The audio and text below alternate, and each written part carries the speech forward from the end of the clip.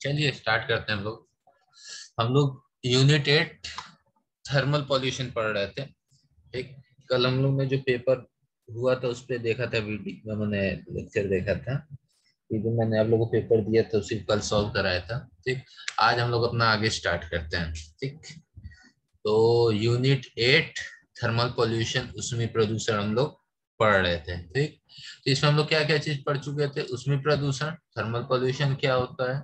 उसके बाद हम लोग ने देखा था कि उसमें प्रदूषण के स्रोत, सोर्स ऑफ थर्मल पॉल्यूशन देख लिया था, जिसमें हम लोग ने क्या क्या देखा था कि विद्युत उत्पादन संयंत्र की किस तरीके से इलेक्ट्रिसिटी प्रोडक्शन से हम लोग क्या कहते हैं थर्मल पॉल्यूशन फैलता है। औद्योगिकरण, इंडस्ट्रियलाइजेशन से किस तरीके से हमारा इन्वायरमेंटल पॉल्यूट हो रहा है। फिर हम लोग का है जंगलों का कटाव, जो हमारे पेड़ पौधे कट रहे हैं उसके वजह से कैसे थर्मल पॉल्यूशन इंक्रीज हो रहा है। देन हम लोग ने पढ़ा है यातायात, ट्रांसपोर्टेशन से किस तरीके से। उसके बाद से जनसंख्या, जनसंख्या की वृद्धि होने की वजह से किस तरीके से हमारा थर्मल पॉल्यूशन तेजी से इंक्रीज कर रहा है। इसका मैंने आप लोग को एग्जांपल भी एक दिया था। ठीक, देन उसके बाद हम लोग ने देखा था कि नाभिकीय विस्फोट एवं परीक्षण, कि जो हम लोग एटॉमिक विस्फोट कर रहे हैं या एटॉमिक टेस्ट कर रहे हैं, ठीक, उसके वजह से कैसे हमारा थर्मल पॉल्यूशन हो रहा है, थर्मल पॉल्यूशन इंक्रीज कर रहा है। ये सब हम लोग ने देख चुके थे पिछले लेक्चर में। ठीक, देन आज हम लोग जो अगला टॉपिक पढ़ेंगे वो हम लोग का है थर्मल प्रदूषण के हानिकारक प्रभाव। ठीक, इंग्लिश में कहा जाए तो harmful effect of thermal pollution. ठीक है ना, कि किस तरीके से थर्मल पॉल्यूशन, थर्मल प्रदूषण हमारे एनवायरनमेंट पे हार्मफुल इफेक्ट डाल रहा है, किस तरीके से वो पेड़ पौधों, पानी, जीव जंतु, मनुष्यों आदि पे इसका बुरा प्रभाव पड़ रहा है। ये सब हम लोग देखेंगे इसमें।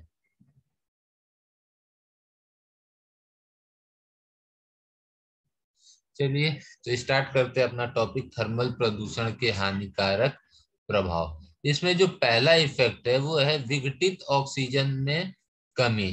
ठीक, तो पहला इसका इम्पैक्ट थर्मल पोल्यूशन का यही होगा कि हमारे ऑक्सीजन की क्या होगी, कमी हो जाएगी।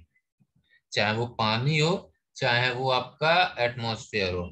देखिए जैसे जैसे वाटर में टेम्परेचर इंक्रीज करेगा, वैसे ही वाटर में डिजोल्व ऑक्सीजन की मात्रा क्या होती जाएगी, कम होती जाएगी। ठीक, जैसे जैसे हमारा टेम्परेचर इंक्रीज करेगा, थर्मल पॉल्यूशन बढ़ेगा, वैसे ही वैसे पानी में क्या होगा, ऑक्सीजन की मात्रा भी कम होती जाएगी। अब पानी की में ऑक्सीजन की मात्रा कम होगी तो उसके हार्मफुल इफेक्ट्स आप लोग जान ही रहे हैं, कि जो इसमें रहने वाले जीव जंतु हैं उन पर उसका बुरा प्रभाव पड़ेगा। ठीक, उस पानी को पीने से हमारे ऊपर बुरा प्रभाव पड़ेगा। तो ऐसे बहुत सारे नुकसान होने की संभावनाएं रहती हैं। ठीक, तो पहला पॉइंट हमारा क्या कह रहा है कि विघटित ऑक्सीजन में कमी, कि वाटर में ऑक्सीजन का जो लेवल होगा, डिजोल्व ऑक्सीजन का, घुलित ऑक्सीजन की मात्रा जो होगी उसमें क्या होगी, कमी आएगी। ओके, देन हमारा नेक्स्ट पॉइंट है, बी पॉइंट, पानी के गुणों में बदलाव। एक थर्मल पॉल्यूशन की वजह से हमारे वाटर की क्वालिटीज, कौन कौन सी quality, physical quality, chemical quality and biological quality. Hindi में कहा जाए तो भौतिक गुण, रासायनिक गुण और जैविक गुण में बदलाव आएगा। ठीक, जैसे कि अभी ऊपर वाले पॉइंट में क्या लिखा था कि पानी में ऑक्सीजन की मात्रा कम होगी, टेम्परेचर बढ़ा तो डिजॉल्व ऑक्सीजन आपका 4 mg/L होना चाहिए या 4 ppm होना चाहिए आपका पानी में। ठीक है, ये चीज मैंने बताया था ना डिजोल्व ऑक्सीजन के टाइम, कि पानी में डिजोल्व ऑक्सीजन हमारा कितना होना चाहिए, 4 ppm होना चाहिए। लेकिन जब डिजोल्व ऑक्सीजन की मात्रा कम होगी तो जिसकी वजह से पानी की क्या होगी, केमिकल प्रॉपर्टी में क्या हो रहा है, बदलाव हो रहा है ना। पानी की केमिकल प्रॉपर्टी क्या हो जा रही है, चेंज हो जा रही है। ठीक, अगर हमारा पानी में ऑक्सीजन की मात्रा कम रहेगी, देन हमारा डिकम्पोजिशन प्रोसेस, जो बैक्टीरिया डिकम्पोजिशन प्रोसेस में ऑक्सीजन की डिमांड करता है, जिसको हम लोग बीओडी कहते हैं, बायोकेमिकल ऑक्सीजन डिमांड, कि डिकम्पोजिशन प्रोसेस के दौरान जो बैक्टीरिया द्वारा ऑक्सीजन का डिमांड होता है वो भी प्रभावित होगा। जब टेम्परेचर बढ़ा तो डिजॉल्व ऑक्सीजन की मात्रा कम हुई, डिजॉल्व ऑक्सीजन की मात्रा कम हुई तो बीओडी द्वारा जो ऑक्सीजन की मांग होगी वो भी प्रभावित होगी। तो यहाँ देखिए आपका बायोलॉजिकल इफेक्ट भी पड़ गया, जो इसका बायोलॉजिकल गुण था वो भी चेंज हो गया। अब हमारा ऑक्सीजन पर्याप्त रहेगा ही नहीं तो बैक्टीरिया ऑर्गेनिक मैटर को डिकम्पोज करेंगे ही नहीं। अब बैक्टीरिया जब ऑर्गेनिक मैटर को डिकम्पोज करेंगे नहीं तो वो हमारा क्या होगा, बायोलॉजिकल गुण भी जो होगा वो भी हमारा क्या होगा, प्रभावित हो जाएगा। बायोलॉजिकल प्रॉपर्टीज हमारी क्या होंगी, चेंज होंगी। इसी तरीके से हमारे टेम्परेचर इंक्रीज करने की वजह से पीएच पे हार्मफुल इफेक्ट पड़ेगा, टीडीएस पे हार्मफुल इफेक्ट पड़ेगा। ठीक, उसका क्या कहते हैं, वाटर का टेस्ट चेंज हो जाएगा, ये सब फिजिकल प्रॉपर्टीज में बदलाव हो रहा है। ठीक, वाटर की कलर में बदलाव होगा, वाटर का ऑर्डर चेंज हो जाएगा, स्मेल चेंज हो जाएगा। ठीक, तो ये सब बुरे प्रभाव पड़ते हैं, उसकी प्रॉपर्टीज में क्या हो जाएगा, वाटर की प्रॉपर्टीज में बदलाव आ जाएगा।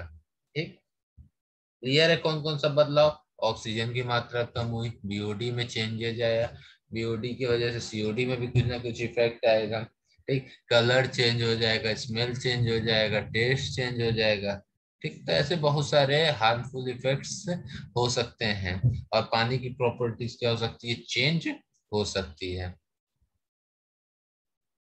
देन हमारा है विषाक्तता में वृद्धि, वृद्धि मतलब वाटर हमारा टॉक्सिक हो जाएगा। ठीक, इस तरीके से मान लीजिए वाट इंडस्ट्री से जो हार्मफुल वाटर जाके उसमें मिल रहा है, पॉल्यूटेड वाटर, जिसमें थर्मल पॉल्यूशन तो इंक्रीज कर ही रहा है, साथ में पानी में जाके कुछ केमिकल मिक्स हो रहे हैं। और जब वो केमिकल मिक्स हो रहे हैं और टेम्परेचर इंक्रीज कर रहा है तो इन प्रोसेस के थ्रू क्या होगा कि वाटर के बीच क्या हो जाएगा और केमिकल के बीच में केमिकल रिएक्शन होगा और जिसके वजह से जो वाटर हमारा टॉक्सिक हो जाएगा। ठीक, जहरीला हो जाएगा, जिसके वजह से उस पानी को पीने में हमको क्या होगा, नुकसान होगा, हमारी तबीयत खराब हो सकता है और हमें बहुत सारी प्रॉब्लम फेस करनी पड़ सकती हैं। एक तीनों पॉइंट आप लोग क्लियर है ना अभी तक, कोई समस्या नहीं होगी, समझ रहे होंगे आप लोग। चलिए चौथे पॉइंट पढ़ते हैं, जैविक गतिविधियों में व्यवधान। अब देखिए जब आपकी क्या कहते हैं टेम्परेचर इंक्रीज करेगा वाटर का, थर्मल पॉल्यूशन इंक्रीज करेगा पानी में, तो उसके वजह से जो उसके अंदर जीव जंतु हैं उनके मूवमेंट पे भी उसका इफेक्ट पड़ेगा। क्योंकि मैंने बताया था आप लोग को कि जो हमारे स्पीसीज हैं, जैसे कि एग्जाम्पल लिया था फिश का, कि फिश फिश जो है मछली है एक सर्टेन टेम्परेचर पे ही क्या करती हैं, अपने बच्चों को जन्म देती है, मैंने अंडा देती हैं।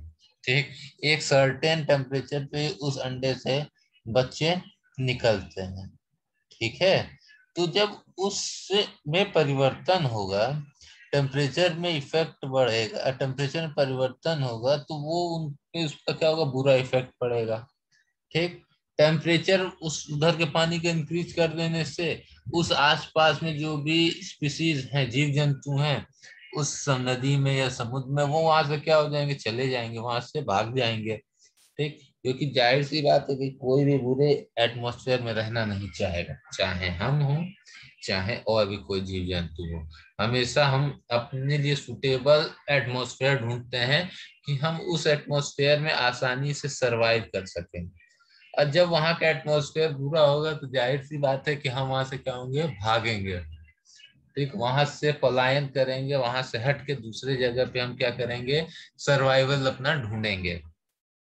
तो वही यहाँ पे भी बात आती है कि जब टेम्परेचर इंक्रीज करता है तो जो जीव जंतु हैं वहां से हट के दूसरे जगह चल जाते हैं और वहां पे वो सरवाइव करते हैं। वहां पे वो क्या करते हैं, सरवाइव के लिए उनकी गतिविधियां बढ़ जाती हैं, वो एक जगह से दूसरी जगह क्या करते हैं, मूवमेंट उनकी इंक्रीज कर जाती है। ये चारों पॉइंट क्लियर हो गया होगा कि विकृत ऑक्सीजन में कमी क्या होती है, पानी के गुणों में बदलाव क्या होता है, फिर टॉक्सिक में वृद्धि किस तरीके से होती है, फिर जैविक गतिविधियों में किस तरीके से होता है। ठीक, चलिए नेक्स्ट पॉइंट हम लोग देखते हैं, जैविक जीव की क्षति। कि जैविक जीवों की क्षति किस तरीके से, देखिए जब भी थर्मल पॉल्यूशन इंक्रीज करेगा, अभी जैसे मैंने थोड़ी देर पहले बताया कि एक सर्टेन टेम्परेचर पे जीव जंतु वाटर में सरवाइव करते हैं।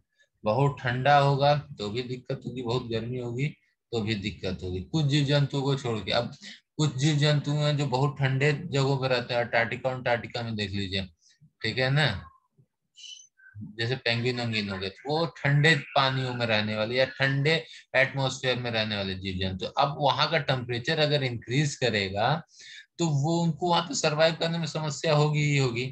ठीक, जिसके वजह से उनकी क्या कहते हैं, जीवन पे भी क्या होगा, क्षति पहुंचेगा। हो सकता है कि उनकी क्या वहां पे टेम्परेचर इंक्रीज करने की वजह से उनके क्या कहते हैं, उनके में बदलाव आ जाए, संख्या उनकी घटने लगे। कहाँ पहले 1000 थे अब 100 हो गए, फिर 100 से कुछ दिन बाद 10 हो जाएंगे, तो ऐसी समस्या रहेगी ना। एक मैंने वहां का एग्जांपल लिया पेंगुइन का, इसी तरीके से हमारे एरिया में जो फिशेज हैं या और भी जीव जंतु हैं, मम्मी,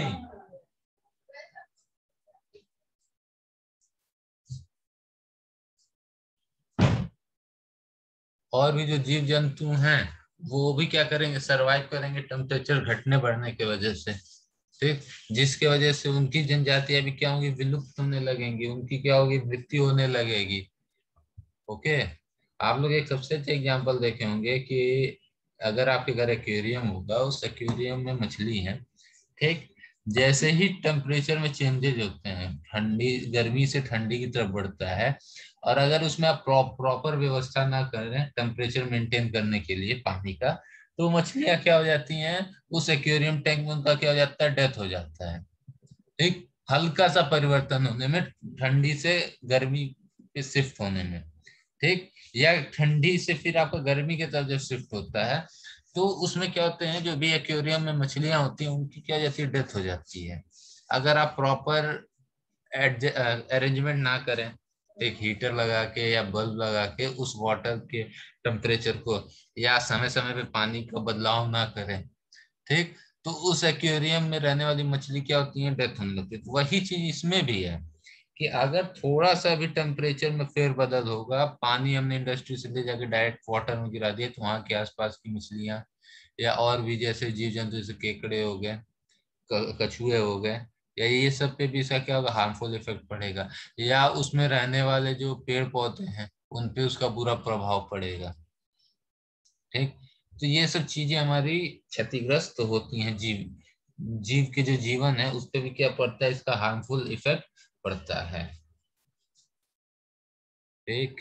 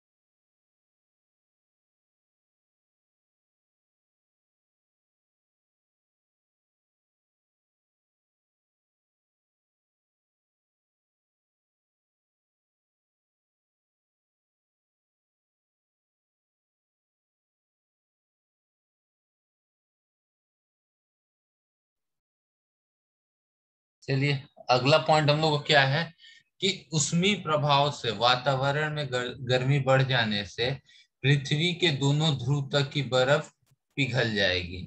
ठीक, जो हमारा ये वाला पॉइंट है सबसे इम्पोर्टेंट पॉइंट है कि थर्मल पॉल्यूशन इंक्रीज करने होने की वजह से हमारा एटमॉस्फेयर भी गर्म होगा, और हमारा एटमॉस्फेयर गर्म होने की वजह से जो हमारे पोल हैं, नॉर्थ पोल और साउथ पोल, उस पे जो हमारी बर्फ से बने हुए ग्लेशियर हैं, वो ग्लेशियर क्या होंगे, मेल्ट होने लगेंगे। ठीक, जो हमारा एक फ्रेश वाटर का सबसे बड़ा सोर्स है, इसी ग्लेशियर से हमारे नदी में पानी आ रहा है, इसी ग्लेशियर से हमारे झरनों में पानी आता है। ये हमारा फ्रेश वाटर का सबसे बड़ा सोर्स है। और आज के समय में, आज के सिनेरियो में जिस स्पीड से टेम्परेचर इंक्रीज कर रहा है और ग्लेशियर की मेल्टिंग जिस स्पीड से इंक्रीज कर रही है, साइंटिस्टों के अकॉर्डिंग आगने आने वाले 50 से 60 साल में वाटर की बहुत बड़ी किल्लत होने वाली है, क्योंकि सारे ग्लेशियर पिघल के नदी के जरिए जाके वो समुद्र में इंक्रीज कर रहे हैं। और समुद्र के पानी क्या कर रहा है, समुद्र का लेवल बढ़ते जा रहा है। एक, समुद्र का लेवल क्या हो रहा है, बढ़ते जा रहा है, और समुद्र के पानी को हम यूज नहीं कर सकते क्योंकि वो हमारा खारा होता है। उसको पीने से दुनिया भर की हमको समस्याएं होती हैं, तो वो हम फ्रेश उस वाटर को ड्रिंकिंग के लिए या अदर पर्पज के लिए यूज नहीं करते हैं।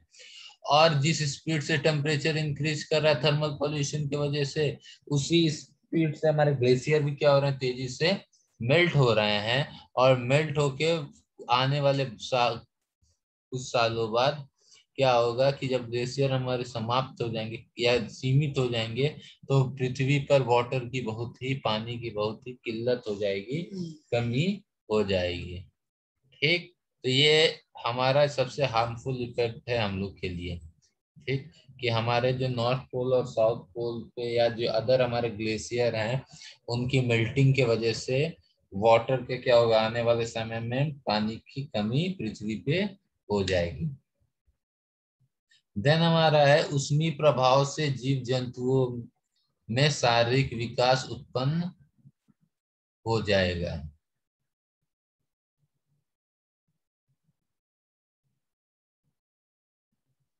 ठीक, तो उष्मीय प्रभाव से जीव जंतुओं में क्या इफेक्ट पड़ेगा कि जैसे जैसे थर्मल पॉल्यूशन इंक्रीज करेगा, जैसे जैसे थर्मल पॉल्यूशन इंक्रीज करेगा, टेम्परेचर इंक्रीज कर जाएगा, एटमॉस्फेयर पे रहने वाले जो भी जीव जंतु हैं, चाहे हम लोग हों, चाहे पेड़ हो, चाहे जानवर हो, वो सब एक सर्टेन टेम्परेचर पे ही सरवाइव कर सकते हैं। अभी आप ही को उठा के 50 डिग्री टेम्परेचर पे रख दिया जाए या 60 डिग्री टेम्परेचर पे रख दिया जाए, तो आपको उस टेम्परेचर पे सरवाइव करना बहुत ही मुश्किल हो जाएगा।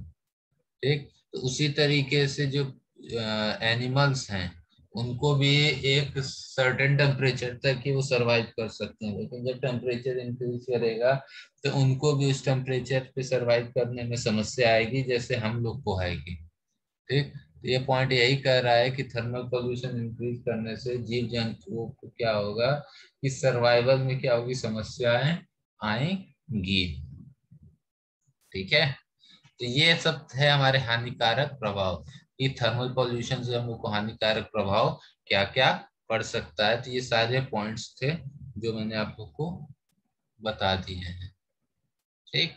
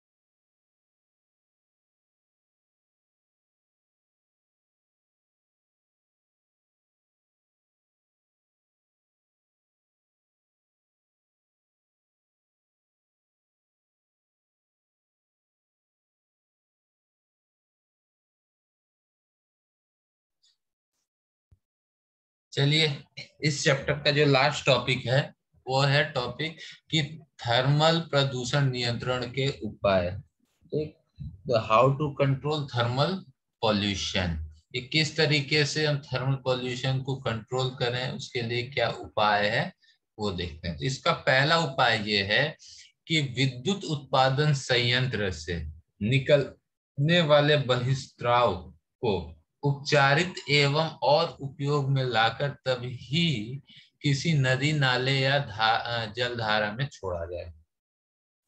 जहां पे हम इलेक्ट्रिसिटी प्रोड्यूस करते हैं, ठीक, वहां से निकलने वाला जो हमारा पॉल्यूटेड वाटर है, ठीक, उस पॉल्यूटेड वाटर को या तो हम ट्रीटमेंट करें, ट्रीटमेंट कहने का सेंस कि उसको या हम ठंडा करें, देन हम उसका जैसे सीवेज का ट्रीटमेंट आप लोग को बताए थे ना, तो उस तरीके से इसका हम क्या करें, ट्रीटमेंट करें। ट्रीटमेंट के लिए हम क्या कर सकते हैं, वही सब प्रोसेस कि सबसे पहले हम बड़े पार्टिकल्स को अलग करें, देन हम इसमें एरिएशन करें, एरिएशन प्रोसेस के बाद सेडिमेंटेशन करें, then sedimentation added with coagulant करें, उसके बाद से हम इसका फिल्ट्रेशन, फिल्ट्रेशन के बाद से डिसइंफेक्शन, और डिसइंफेक्शन के बाद से हम पानी को क्या करें, ठंडा करें।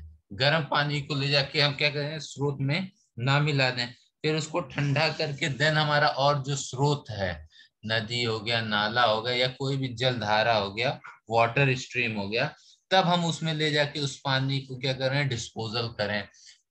एक प्रोसेस तो ये हुआ। या तो उस पानी को हम क्या करें, फिर से उपयोग में लाएं, ठीक, फिर से उपयोग मतलब कि रीयूज करें, और रीयूज करके देन उसको फिर से उपचारित करके हम नदी नाले में प्रवाहित करें। रीयूज करने से ये होगा कि जो वाटर की क्वांटिटी है, वो क्वांटिटी क्या हो जाएगी, और कम हो जाएगी, और देन उसको हम फिल्टर मैंने ट्रीटमेंट करके उसको आसानी से नदी नाले में या जलधारा में क्या कर सकते हैं, प्रवाहित कर सकते हैं, डिस्पोजल कर सकते हैं। ठीक है, तो पहला हम क्या करेंगे कि क्या कहते हैं, जहां भी इलेक्ट्रिसिटी प्रोड्यूस होता है वहां के वाटर को ट्रीट करें या रीयूज करके देन उसको हम किसी भी वाटर के सोर्स में हम क्या करें, डिस्पोजल करें, प्रवाहित करें। ठीक, देन हमारा दूसरा पॉइंट क्या है, बी वाला, वो कह रहा है कि ईंधन के रूप में कोयले व लकड़ी आदि का प्रयोग ना करके विद्युत को उपयोग में लाया जाए। बी पॉइंट हमारा क्या कह रहा है कि फ्यूल, ईंधन के रूप में हम कोयले, कोल का या लकड़ी का उपयोग ना करें। ठीक, क्योंकि आप कोयला जलाएंगे या लकड़ी जलाएंगे तो उससे बहुत ज्यादा हार्मफुल गैसेस प्रोड्यूस होंगे, जैसे sulphur dioxide, carbon dioxide, carbon monoxide जैसे गैसेस प्रोड्यूस होंगे। वो ऊपर जाके कार्बन जैसे मैंने बताया कि टेम्परेचर को इंक्रीज करेगा। ठीक, कोयला जलेगा तो वहां के आसपास के टेम्परेचर में भी तेजी से इंक्रीज होगा। ठीक, तो जिसकी वजह से वहां के आसपास में क्या होगा, थर्मल पॉल्यूशन बहुत ही तेजी से इंक्रीज करेगा। इसके विपरीत हम क्या कर सकते हैं कि विद्युत का उपयोग करें। जब इलेक्ट्रिसिटी का हम उपयोग करेंगे तो उसमें धुआं की निकलने का प्रवृत्ति क्या हो जाएगी, कम हो जाएगी। इसका सबसे एग्जांपल आजकल आप लोग ट्रेन देख लीजिए। ठीक, जो हमारे डीजल पे ट्रेन चलते थे उसमें से कितने ज्यादा धुआं निकलता था, लेकिन जो आजकल इलेक्ट्रिक ट्रेन चल रहे हैं, ठीक, उसमें आप लोग देखिए कि उसमें धुआं ना के बराबर निकलता है। ठीक है, तो ये सब चीजें क्या करेंगे, थर्मल पोल्यूशन पे कंट्रोल लाएंगी। ठीक, क्लियर है बात, लोग तो दोनों पॉइंट्स क्लियर होंगे। देन हमारा है सी, प्राकृतिक संपदा जैसे वन का संरक्षण किया जाना चाहिए। ठीक, जो हमारे पेड़ पौधे हैं उनका हमको क्या करना चाहिए, संरक्षण करना चाहिए, उसको हमको क्या करना चाहिए, प्रोटेक्ट करना चाहिए। ठीक, और हमको और भी पेड़ पौधों को क्या करना चाहिए, लगाना चाहिए, प्लांटेशन करना चाहिए, ताकि जितने ज्यादा आपके पेड़ रहेंगे उतना ही ज्यादा आपका ऑक्सीजन और कार्बन के बीच का मेंटेन रहेगा। ठीक, जितना कम कार्बन डाइऑक्साइड आपका होगा उतना ही कम आपका एयर पॉल्यूट होगा। और साथ ही साथ ये क्या होता है, एयर फिल्टर का भी काम करता है पेड़ पौधा, जिसकी वजह से आपके एयर फिल्टर होता रहेगा, और जो भी थर्मल पॉल्यूशन या एयर पॉल्यूशन जैसे चीजें होंगी उस पर क्या रहेगा, कंट्रोल रहेगा। क्योंकि सबसे बड़ी चीज है कि ये ऑक्सीजन और कार्बन डाइऑक्साइड को बैलेंस किया रहता है। किस तरीके से? जैसे कि इस चीज को मैंने कई बार बता चुका है कि पेड़ कार्बन डाइऑक्साइड कंज्यूम करते हैं और ऑक्सीजन रिलीज करते हैं। ठीक, तो जो हमारे द्वारा कार्बन डाइऑक्साइड छोड़ा जाएगा वो पेड़ों द्वारा कंज्यूम किया जाएगा, और हमारे द्वारा जो ऑक्सीजन ग्रहण किया जाएगा वो पेड़ों द्वारा छोड़ा जाएगा। ठीक, तो बैलेंस किस तरीके से रहेगा कि जितने पेड़ उतने अगर आदमी रहेंगे तब तो आपका एनवायरनमेंट में ये बैलेंस बना रहेगा। लेकिन जैसे जैसे पेड़ों की मात्रा कम होती जाएगी और इंसानों की मात्रा बढ़ती जाएगी, वैसे वैसे ये समस्याएं आपकी इंक्रीज करती जाएगी, क्योंकि जैसे वैसे वैसे कार्बन डाइऑक्साइड की मात्रा बढ़ेगी, और कार्बन डाइऑक्साइड की मात्रा जैसे जैसे इंक्रीज करेगी वैसे वैसे एटमॉस्फेयर में टेम्परेचर भी क्या होता जाएगा, गर्म होता जाएगा, और जैसे ही आपका टेम्परेचर गर्म हो वैसे थर्मल पॉल्यूशन इंक्रीज करेगा, ग्लेशियर की मेल्टिंग और सारी समस्याएं हमको बढ़ जाएंगी। ठीक है।